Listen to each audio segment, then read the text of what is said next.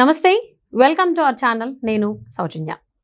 ఆంధ్రప్రదేశ్లో పింఛన్ల కోసం వచ్చి 31 మంది వృద్ధులు చనిపోయిన సంగతి మనందరికీ తెలిసిందే. దానికి నైతిక బాధ్యత వహిస్తూ సీఎం జగన్మోహన్ రెడ్డి రాజీనామా చేయాలని చెప్పేసి టీడీపీ అధ్యక్షులు చంద్రబాబు అడుగుతున్నారు. సో ఆయన ఇంకొక మాట కూడా చెప్పడం జరిగింది. ఇంకొంతమంది కూడా అంటున్నారు. సో ఈ 31 మంది వృద్ధులు చనిపోవడానికి 3 వ్యక్తులు కారణము అనేసి. ఇందుకు ఎవరు ఆ 3 వ్యక్తులు ఏంటి, ఈ అంశానికి సంబంధించి మనతో మాట్లాడడానికి, వారి విశ్లేషణని మనతో పంచుకోవడానికి ఈరోజు మనతో పాటు ఉన్నారు senior journalist, senior political analyst CS Rao గారు ఉన్నారు. వారితో మాట్లాడదాం. నమస్తే రావు గారు. నమస్తే. 31 మంది పింఛన్ల కోసం వచ్చి ప్రాణాలు వదిలేసిన సంగతి తెలిసిందే. దానికి నైతిక బాధ్యత వహిస్తూ జగన్మోహన్ రెడ్డి రాజీనామా చేయాలి సీఎం పదవికి అని చెప్పి చంద్రబాబు అడుగుతున్నారు. అంతేకాకుండా ఈ 31 మంది చనిపోవడానికి 3 వ్యక్తులు కారణం అంటున్నారు. ఇందుకు ఎవరా 3 వ్యక్తులు ఏంటి? ఒకటి ఏంటంటే వాలంటరీ వ్యవస్థ దాన్ని దూరంగా పెట్టింది, ఎలక్షన్ కమిషన్ దూరంగా పెట్టింది. దూరంగా పెట్టినప్పుడు ప్రత్యామ్నాయ మార్గాలను చూడాల్సినటువంటి బాధ్యత ప్రభుత్వం మీద ఉంటుంది. ప్రభుత్వాన్ని ఇప్పుడు ఎవరు నిర్వహిస్తూ ఉన్నారు, ఎవరు ఆధ్వర్యంలో అడ్మినిస్ట్రేషన్ నడుస్తుందంటే ఎన్నికల కమిషన్ ఆధ్వర్యంలో నడుస్తూ ఉంది. అంటే ప్రత్యామ్నాయ మార్గాలు, ప్రత్యామ్నాయ ఏర్పాట్లు ఎవరు చేయాలి? చీఫ్ సెక్రటరీ చేయాలి. ప్రభుత్వాన్ని ఎగ్జిక్యూటివ్ సిస్టమ్కి హెడ్ ఎవరున్నారు? చీఫ్ సెక్రటరీ ఉంటాడు. లెజిస్లేటివ్ సిస్టమ్కి హెడ్ ఎవరు ఉంటారు? ముఖ్యమంత్రి ఉంటారు. ఇప్పుడు ఎన్నికల కమిషన్ ఉంది కాబట్టి పవర్స్ ఉండవు. ముఖ్యమంత్రిగా పవర్స్ ఉండేటువంటి అవకాశం లేదు. నార్మల్ అడ్మినిస్ట్రేషన్లో ఇన్వాల్వ్ కావచ్చు, నార్మల్ అడ్మినిస్ట్రేషన్లో డైరెక్షన్స్ అయితే ఇవ్వచ్చు. ఇక్కడ పెన్షన్ల విషయంలో, ప్రత్యేకించి పెన్షన్ల విషయంలో, సామాజిక పెన్షన్ల విషయంలో ఏం జరిగింది? ఇక్కడ వయోవృద్ధులు ఉన్నారు, వయసు మీద పడినటువంటి వాళ్ళు ఉన్నారు, అలాగే వికలాంగులు ఉన్నారు, ఒంటరి మహిళలు ఉన్నారు. ఇంతమందిని ఇబ్బంది పెట్టాల్సినటువంటి అవసరం వచ్చింది. నిజంగా వాళ్ళు ఇబ్బంది పెట్టకుండా పెన్షన్లు ఇవ్వాలని అంటే వ్యవస్థ అయితే ఉంది కదా, దాన్ని ఉపయోగించుకోలేకపోయారు. అంటే ఇది ప్రభుత్వం యొక్క ఫెయిల్యూరు. ప్రభుత్వానికి హెడ్ ఎవరున్నారు? జగన్మోహన్ రెడ్డి ఉన్నారు. కాబట్టి ఈ 31 మంది చనిపోయిన దానికి నైతిక బాధ్యత వహిస్తూ జగన్మోహన్ రెడ్డి ఇమీడియట్గా రాజీనామా చేయాలి, ఆయనకు అర్హత లేదు ముఖ్యమంత్రిగా ఉండటానికి అని చెప్పి ఇప్పుడు తెలుగుదేశం పార్టీ అధినేత చంద్రబాబు నాయుడు డిమాండ్ చేయడంతో పాటు ఎలక్షన్ కమిషన్కి కూడా ఒక కంప్లైంట్ పంపించేస్తున్నారు. ఆయన అనౌన్స్ చేశారు కొద్దిసేపటి క్రితం. సో నైతిక బాధ్యత 31 మంది చనిపోయారంటే నైతిక బాధ్యత వహించాలి కదా ముఖ్యమంత్రిగా ఉన్నటువంటి జగన్మోహన్ రెడ్డి కానీ ఎవరున్నా కానీ నైతిక బాధ్యత ఆయన వహించట్లేదు, ముఖ్యమంత్రిగా కొనసాగుతున్నాడు. కాబట్టి నువ్వు నైతిక బాధ్యత వహించి రిజైన్ చేయని చెప్పి డిమాండ్ చేస్తున్నారు. ఇదొకటి. అసలు దీని అంతటికీ ఒకవేళ జగన్మోహన్ రెడ్డి అండర్లో ఇప్పుడు ప్రభుత్వం ఉన్నప్పటికి కూడా పవర్స్ లేవనుకున్నాం, కానీ ప్రత్యామ్నాయం ఏర్పాట్లు చేయమని చెప్పి ఆయన డైరెక్షన్ ఇవ్వచ్చు. విధానపరమైనటువంటి నిర్ణయాలు తీసుకోవడానికి లేదు, కానీ మామూలు రొటీన్ డైరెక్షన్స్ ఇవ్వచ్చు. నార్మల్గా పరిపాలన ఆయన చేతిలోనే ఉంటుంది. ఓకే, విధానపరమైనటువంటి డెసిషన్స్ ఏదైతే ఉంటాయో అవి తీసుకోకూడదు.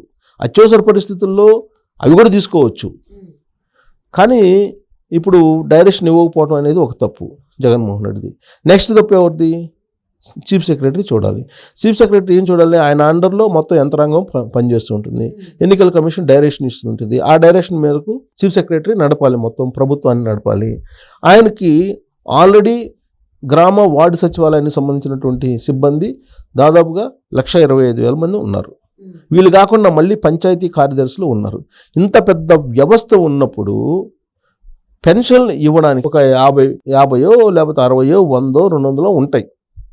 అవి ఇవ్వడానికి ఏంటి ఇబ్బంది? ఇప్పుడు దాదాపు 70,000 మంది, 35,000 మంది ప్లస్ 70,000 మంది సుమారుగా పంచాయతీ కార్యదర్శి పంచాయతీ వ్యవస్థలో ఉన్నారు. ప్లస్ 1,25,000 మంది వీళ్ళు ఉన్నారు. అరౌండ్ 2 లక్షల మంది నీ చేతిలో ఉన్నారు కదా. వాళ్ళంతా గ్రామ వార్డు సచివాలయాల్లో ఆరాంగా కూర్చునే వాళ్ళే కదా.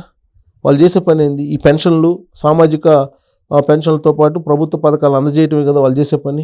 మరి ఆ 2 లక్షల మందిని మీరు ఉపయోగిస్తే ఒక్కొక్కరికి 50 మందిని అప్పచెప్పిన, ఒక్కొక్క 50 మంది పెన్షన్దారులు అప్పచెప్పిన, ఇప్పుడు 2 లక్షలు ఇంటూ 50 ఎంత అయింది? అంతే కదా. ఇప్పుడు దాదాపు 50 లక్షలు 60 లక్షల మంది ఉందని అంటున్నారు పెన్షన్దారులు మొత్తం కూడా. సో వాళ్ళు 100 మందిని అప్పచెప్పిన 2 రోజుల్లో ప్రశాంతంగా ఇంటికి పోయి ఇవ్వచ్చు కదా. వీళ్ళు వాలంటీర్లు ఇచ్చినట్టు ఇంటికి పోయి ఇవ్వచ్చు కదా. కానీ అలా కాకుండా మీరు 1వ తారీఖు రండి, పెన్షన్లు తీసుకోమండి సచివాలయానికి వచ్చి, గ్రామ వార్డు సచివాలయానికి, లేదా 2వ తారీఖు రండి అని చెప్తే పొలమని వీళ్ళు వెళ్ళారు. వెళ్ళిన తర్వాత అక్కడ పరిస్థితి ఏంటి? ట్రెజరీలో డబ్బులు లేవు. ట్రెజరీలో డబ్బులు విడుదల చేయలేదు, గ్రామ సచివాలయాలకి వార్డు సచివాలయాలకి రాలేదు, డబ్బులు రాలేదు, మళ్ళీ వెనక్కి పంపించారు. అంటే 2 days తిప్పారుగా మీరు. దానికి బాధ్యత ఎవరు వహించాలి? ప్రభుత్వంలో ఉన్నటువంటి పెద్దే కదా, చీఫ్ సెక్రటరీ వహించాలి కదా. సరే 4వ తారీఖు రమ్మన్నారు, మళ్ళీ 4వ తారీఖు వచ్చారు. 4వ తారీఖు వచ్చారు, ఆ రోజు సక్రమంగా ఇచ్చారా? ఇవ్వలేదుగా. కొంతమందికి ఇచ్చారు, కొంతమందిని మళ్ళీ వెనక్కి పంపించారు. ఎలక్షన్ కమిషన్ మళ్ళీ ఆర్డర్ వేసేంత వరకు ఎందుకున్నారు? 6వ తారీఖు లోపల మీరు ఇవ్వకపోతే మీకు తగిన చర్యలు తీసుకోబడును అని చెప్పి ఎలక్షన్ కమిషన్ వార్నింగ్ ఇచ్చేంత వరకు మీరు ఎందుకు ఆరాంగా ఉండాల్సి వచ్చింది? ఫస్ట్ 2 days ఏమో డబ్బులు లేకుండా ఇబ్బంది పెట్టారు, తర్వాత 2 days ఏమో కొంతమందికి ఇచ్చి కొంతమందికి ఇవ్వకుండా వెనక్కి పంపించారు. తీరా ఎలక్షన్ కమిషన్ వార్నింగ్ ఇచ్చిన తర్వాత అడావుడిగా ఇస్తే నిన్నటికి 80% మందికి ఇచ్చారు, ఇంకా 20%కి ఇవ్వాలి పీపుల్, పెన్షన్దారులకి. అసలు ముందే ఈ వ్యవస్థను ఉపయోగించి ఇంటికి వెళ్ళి ఇచ్చేటువంటి పరిస్థితి ఉంది కదా, వెసులుబాటు ఉంది కదా. ఎలక్షన్ కమిషన్ జోక్యం చేసుకొని ఎవరైతే గ్రామ వార్డు సచివాలయాలకు రాలేరో వాళ్ళకి మీరు వెళ్ళి ఇంటికి వెళ్ళి ఇవ్వండి అని చెప్పి చెప్పేంత వరకు ఈ గవర్నమెంట్కి సోయలేదా? ఎలక్షన్ కమిషన్ ప్రతి అంశాన్ని చెప్పాలా? క్షేత్రస్థాయిలో పరిపాలన చేసేటువంటి వాళ్ళకి, నిర్వహణ చేసేటువంటి వాళ్ళకి తెలీదా ఎలా చేయాలి, ప్రత్యామ్నాయ మార్గాలు ఎలా చేయాలనేది? అందుకే రెండో వ్యక్తి బాధ్యత తీసుకోవాల్సింది చీఫ్ సెక్రటరీ. అందుకే ఆ చీఫ్ సెక్రటరీని కూడా మార్చేసేయాలని చెప్పి డిమాండ్ చేస్తుంది తెలుగుదేశం పార్టీ. ఇక 3, పోలీసు వ్యవస్థ. పోలీసు వ్యవస్థ ఏం చేస్తుంది? పోలీసు వ్యవస్థ అక్కడ మొత్తం అన్ని ఏర్పాట్లు చేయాలి కదా, ఏర్పాట్లు చేయకుండా ఉంది, అదొకటి. ఇంకా మూడో వ్యక్తి ఎవరు? ఇప్పుడు మెప్మా డైరెక్టర్ ఉన్నారు, ఆయన డైరెక్టర్ మురళీధర్ రెడ్డి ఎవరు, ఆయన దీనికి సంబంధించి మొత్తం ఆర్డర్స్ జారీ చేసేది సామాజిక పెన్షన్లకు సంబంధించి. ఆ డైరెక్టర్ మురళీధర్ రెడ్డి ఏం చెప్పాడు? మీరు వచ్చి సచివాలయాలకు వచ్చి తీసుకెళ్ళండి అని చెప్పాడు. ఆ తర్వాత హైబ్రిడ్ సిస్టమ్ని ఇంప్లిమెంట్ చేశాడు. అసలు ముందే హైబ్రిడ్ సిస్టమ్ పెట్టుకుంటే సగం సమస్య తీరిపోద్ది. అసలు హైబ్రిడ్ సిస్టమే అవసరం లేదు, ఎవరైతే రాలేదో వాళ్ళకి మేము ఇంటికి తీసుకొచ్చి ఇస్తాం అని చెప్పి తర్వాత చెప్పారు. అసలు ముందే చెప్తే అసలు ఈ గొడవ ఉండదు. ప్లస్ ఎప్పుడు రావాలి మీరు గ్రామ వార్డు సచివాలయాలకు అనేది కరెక్ట్గా చెప్పాడు ఆయన? చెప్పలేదు. చెప్పకుండా ఆయన ఖాతాలో డబ్బులు లేని సంగతి చెప్పకుండా అసలు విషయం ఆయన గ్రామ సచివాలయాలు వార్డు సచివాలయాల చుట్టూ 2-3 రోజులు వాళ్ళని తిప్పారు. అంటే ఈ చనిపోవడానికి ప్రధాన కారణం ఎవరున్నారు కనిపిస్తున్నారు మనకి? ముఖ్యమంత్రి, chief secretary, MEPMA director Muralidhar Reddy, ఈ ముగ్గురే కదా. ఈ ముగ్గురు కుట్ర చేసి 31 మందిని చంపేశారు అనేది ఇప్పుడు తెలుగుదేశం పార్టీ ఆరోపిస్తుంది, చంద్రబాబు నాయుడు ఆరోపిస్తున్నారు. ఆ మేరకు ఎలక్షన్ కమిషన్ కూడా కంప్లైంట్ చేస్తూ ఉంటున్నారు. దీని మొత్తాన్ని స్క్రూటినీ చేస్తే గవర్నమెంట్ చర్యలు తీసుకుని ఆయనేమో నైతికంగా రాజీనామా చేయాలి. ఎవరు? జగన్మోహన్ రెడ్డి. ఎందుకని ఎలక్షన్ కమిషన్ ఆయన పక్కన పెట్టలేదు కాబట్టి ఆయన నైతికంగా రాజీనామా చేయాలన్నట్టు డిమాండ్ చేస్తున్నారు తెలుగుదేశం పార్టీ విపక్షాలు కూడా. అలాగే చీఫ్ సెక్రటరీ, అలాగే ఇతను మెప్పా డైరెక్టర్ ఎవరైతే ఉన్నారో ఈ సామాజిక పెన్షన్లకు సంబంధించి మొత్తం నిర్వహణ తీసుకున్నటువంటి వాళ్ళు ఎవరైతే ఉన్నారో వాళ్ళు ఆయన మీద కూడా చర్యలు తీసుకోవాలి. ఆయన కూడా వైఎస్ఆర్ కాంగ్రెస్ పార్టీ జగన్మోహన్ రెడ్డికి అనుకూలంగా వ్యవహరిస్తున్నాడు. వీళ్ళిద్దరూ జగన్మోహన్ రెడ్డి ఏం చెప్తే అది వింటున్నారు కాబట్టి వాళ్ళని బదిలీ చేసేసేయాలి, చర్యలు తీసుకోవాలని ఎలక్షన్ కమిషన్ కంప్లైంట్ చేస్తుంది.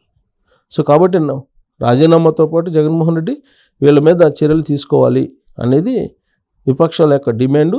ఈ 31 మంది ఎవరైతే వృద్ధులు చనిపోయారో ఆ మరణాల వెనుక ఖచ్చితంగా జగన్మోహన్ రెడ్డి అండ్ టీం ఉన్నారు అనేది కొద్దిసేపటి క్రితం చంద్రబాబు నాయుడు ప్రెస్ మీట్ పెట్టి అనౌన్స్ చేయడం జరిగింది. వాస్తవాలు ఏంటి అనేది ఎక్స్ప్లెయిన్ చేయడం జరిగింది.